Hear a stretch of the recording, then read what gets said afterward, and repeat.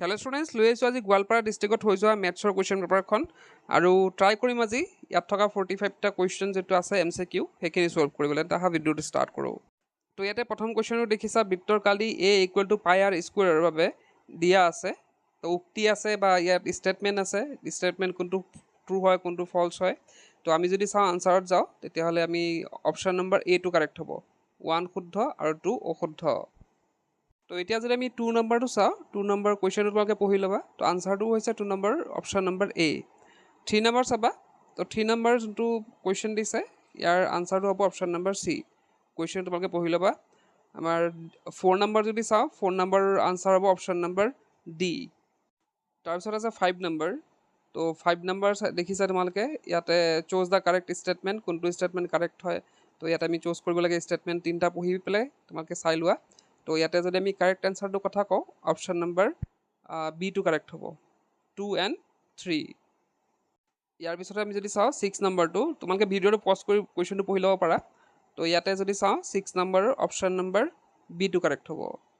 7 number যদি চাওঁ, আটাইতকৈ সৰু মৌলিক সংখ্যা আৰু আটাইতকৈ সৰু যৌগিক সংখ্যাৰ গড়াগু হ'ল the HCF of the smallest prime number and the smallest composite number is. ইয়াতে কাৰেক্ট এনচাৰ হ'ব অপশ্যন নম্বৰ B, 2। নেক্সট আছে 8 নম্বৰ। তো 8 নম্বৰ যদি আমি চাওঁ, তো ইয়াতে কৰি চাব লাগিব গোটেই মেথছটো। তো তোমালোকে চাই ল'বা কৰি পেলাই। তো ইয়াতে যদি আমি কাৰেক্ট অপশ্যনটোৰ কথা কওঁ, অপশ্যন নম্বৰ C কাৰেক্ট হ'ব। তাৰপিছত আছে 9 নম্বৰ। তো 9 নম্বৰটো অলপ মই কনফিউজ হৈ আছোঁ। তো 9 নম্বৰ হ'ব লাগে, তো A হ'ব লাগে, কিন্তু তোমালোকে এবাৰ চাই ল'বা আৰু যদি কাৰেক্ট এনচাৰটো তোমালোকে জানা কমেণ্ট বক্সত জনাবা। নেক্সট যদি আমি চাওঁ, এতিয়া আছে 10 নম্বৰ। তো 10 নম্বৰ দিছে, তলৰ কোনটো পৰিমেয় সংখ্যাৰ দশমিক বিস্তৃতি পৰিসমাপ্ত। Which of the following rational number has terminating decimal expression. তো ইয়াতে অপশ্যন নম্বৰ D কাৰেক্ট হ'ব। 11 নম্বৰ যদি আমি চাওঁ, ইয়াতে ষ্টেটমেণ্ট দিছে ট্ৰু আৰু ফল্ছ উলিয়াবলৈ। তো ইয়াতে যদি আমি কাৰেক্ট এনচাৰটো চাওঁ, অপশ্যন নম্বৰ B ইয়াৰ কাৰেক্ট হ'ব। ইয়াৰ পিছত আছে তলত আমাৰ তলৰ কোনটো এটা বহুপদ ৰাশি, which of the following is a polynomial. তো ইয়াতে আমি চাব লাগিব অপশ্যন নম্বৰ C কাৰেক্ট আছে ইয়াত। ইয়াৰ পিছতে আহিছে 13 নম্বৰ। তো 13 নম্বৰ যোনটো দিয়া আছে, ইয়াৰে কাৰেক্ট অপশ্যন হ'ব অপশ্যন নম্বৰ D কাৰেক্ট হ'ব, D। নেক্সট আছে 14 নম্বৰ। তো 14 নম্বৰ তোমালোকে দেখিছা, সেইটো আকৌ ষ্টেটমেণ্টৰ প্ৰশ্ন আহিলে ট্ৰু আৰু ফল্ছ উলিয়াব দিছে। তো তোমালোকে চোৱা, ইয়াতে অপশ্যন নম্বৰ C কাৰেক্ট হ'ব। তোমালোকে এবাৰ চাই লোৱা কুৱেশ্যনটো। তো কাৰেক্ট এনচাৰটো যদি আমি চাওঁ, অপশ্যন নম্বৰ C কাৰেক্ট হ'ব। ইয়াৰ পিছতে আমি যদি চাওঁ 15 নম্বৰটো, তো 15ৰো অপশ্যন নম্বৰ C কাৰেক্ট হ'ব। এতিয়া আহিছোঁ 16 নম্বৰ। তো 16 নম্বৰ ইয়াত যদি চাওঁ, অপশ্যন নম্বৰ ইয়াত C কাৰেক্ট হ'ব। A নহয় দেই, এইটো টিক কৰা হৈ আছে, কিন্তু অপশ্যন নম্বৰ C কাৰেক্ট হ'ব। নেক্সট আছে 17 নম্বৰ। তো 17 নম্বৰৰ আমি যদি চাওঁ, অপশ্যন নম্বৰ A কাৰেক্ট হ'ব। ইয়াৰ পিছতে আছে 18 নম্বৰ। তো 18 নম্বৰ যদি আমি চাওঁ, অপশ্যন নম্বৰ ইয়াৰে B কাৰেক্ট হ'ব। ইয়াৰ পিছত আছে আমাৰ 19 নম্বৰ। তো 19 নম্বৰ কি হ'ব, অপশ্যন নম্বৰ B কাৰেক্ট হ'ব। ছিকুৱেঞ্চ যোনটো সজাব দিছে, ইয়াত মিলাব দিছে, তো অপশ্যন নম্বৰ B কাৰেক্ট হ'ব। নেক্সট আছে আমাৰ 20 নম্বৰ। তো justify the following pair of the linear equation. তো ইয়াতে অপশ্যন নম্বৰ ইয়াতে C কাৰেক্ট হ'ব। নেক্সট আছে 21 নম্বৰ। তো 2x - 3y = 6ৰ এডাল সমান্তৰাল ৰেখাৰ সমীকৰণ লিখিব দিছে। তো ইয়াতে যদি আমি কাৰেক্ট অপশ্যন চাওঁ, অপশ্যন নম্বৰ B কাৰেক্ট হ'ব, B। ইয়াৰ পিছত আছে 22 নম্বৰ। তলৰ কোনটো দ্বিঘাত সমীকৰণ নহয়, which of the following is not a quadratic equation. তো ইয়াতে কি কৈছে, অপশ্যন নম্বৰ B কাৰেক্ট হ'ব। ইয়াৰ পিছত আছে 23 নম্বৰ। তো 23 নম্বৰ কি দিছে, মিলাব দিছে। তো ইয়াতে যদি আমি মিলাওঁ কাৰেক্ট ছিকুৱেঞ্চত, তো ইয়াতে অপশ্যন নম্বৰ D কাৰেক্ট হ'ব, A2 B3 C1। নেক্সট আছে 24 নম্বৰ। তো 24 নম্বৰ যদি চাওঁ আমি, ইয়াতে অপশ্যন নম্বৰ A কাৰেক্ট হ'ব। নেক্সট আছে আমাৰ 25 নম্বৰ। তো ইয়াতে এছাৰেশ্যন ৰিজনৰ দিছে ইয়াতে। তো যদি আমি চাওঁ গোটেইটো পঢ়ি পেলাই, তো আমাৰ অপশ্যন নম্বৰ A কাৰেক্ট হ'ব। নেক্সট চাওঁ, ইয়াৰ পিছত আছে 26 নম্বৰ। তো 26ৰ যদি আমি চাওঁ, তো অপশ্যন নম্বৰ C কাৰেক্ট হ'ব লাগে, 3b² = 16ac।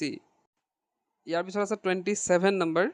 তো 27 নম্বৰ যদি আমি কাৰেক্ট এনচাৰটো চাওঁ, অপশ্যন নম্বৰ C কাৰেক্ট হ'ব, B = 0। নেক্সট আছে 28। 28ৰ যদি চাওঁ, 28ৰ অপশ্যন নম্বৰ ইয়াতে ষ্টেটমেণ্টৰ দিছে কোনটো মানে কাৰেক্ট আৰু কোনটো ৰং হয়। তো option number B two correct হ'ব 1 is false but 2 is true next আছে 29 নম্বৰ তো 29 নম্বৰ যদি চাওঁ আমাৰ কাৰেক্ট অপশ্যনটো হ'ব অপশ্যন নম্বৰ এ 30 নম্বৰ দিছে তো 30 নম্বৰৰ আমি যদি চাওঁ গোটেইখিনি কৰি অপশ্যন নম্বৰ এ টু কাৰেক্ট হ'ব 3 সেন্টিমিটাৰ নেক্সট আছে 31 নম্বৰ তো 31ৰ যদি আমি গোটেইখিনি কৰি চাওঁ তেতিয়াহ'লে অপশ্যন নম্বৰ এ টু কাৰেক্ট হ'ব নেক্সট আছে 32 ইয়াতে দিছে তো অপশ্যন নম্বৰ ইয়াৰ 32ৰ option number B two correct হ'ব 6 সেন্টিমিটাৰ নেক্সট আছে 33 তো 33 যদি আমি কাৰেক্ট আনসাৰটো চাওঁ অপশ্যন নম্বৰ এ টু কাৰেক্ট হ'ব 2/3 এতিয়া যদি আমি 34 চাওঁ 34ৰ কাৰেক্ট আনসাৰ হ'ব অপশ্যন নম্বৰ ডি 35 যদি চাওঁ 35ৰ option number B two correct হ'ব আৰু 36 যদি চাওঁ 36টো বি হ'ব লাগে তোমালোকে এবাৰ চাই ল'বা বি হ'ব লাগে 12 37টো অপশ্যন নম্বৰ বি হ'ব লাগে +-4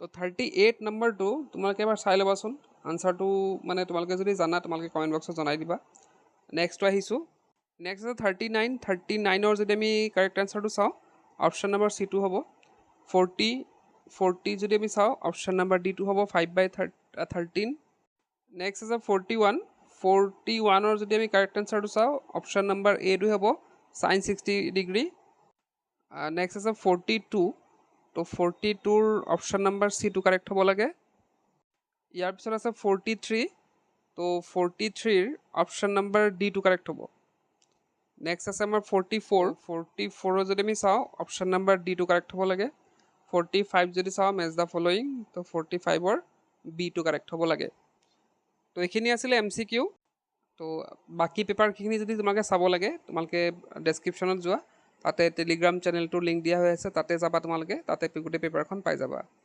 বা তোমালোকে এই ভিডিঅ' আকাৰেও চাব পাৰা গোটেই পেপাৰখন তো এইখিনি আছিল আজিৰ ভিডিঅ'টোত আজিৰ ভিডিঅ'তে ক'লোঁ কি পঢ়িছোঁ